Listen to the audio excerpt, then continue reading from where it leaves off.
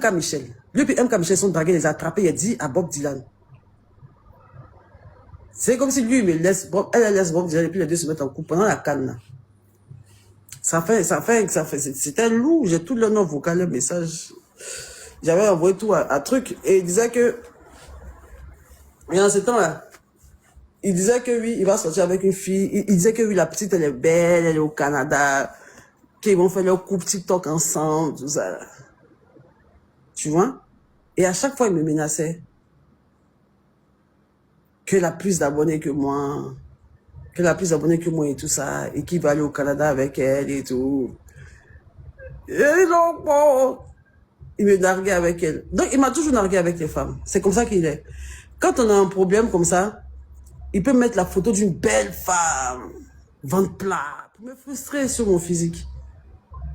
Parce qu'en ce temps-là, j'étais complexée, j'étais grosse, j'étais en dépression, j'étais mal. Dès qu'on est un petit truc, il met une de ses camarades, il met une photo d'une fille qui est quoi.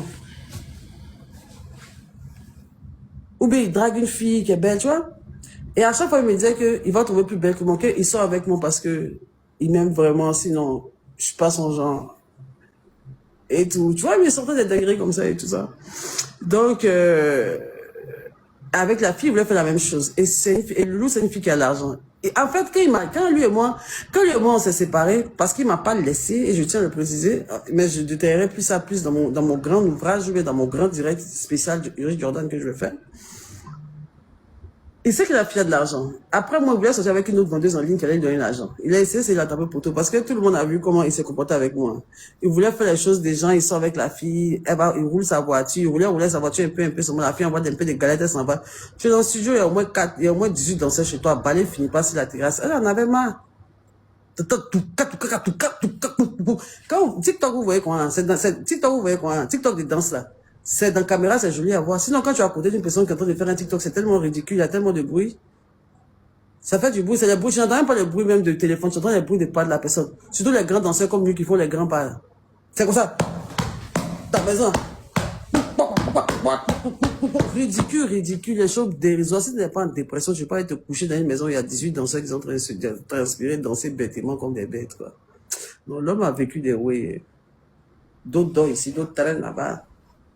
Des choses bêtes, mais je sais même pas à quel moment, moi, une femme, mère, chef d'entreprise, j'ai pu me... Non, mais la vie est quand même bizarre. Tiens!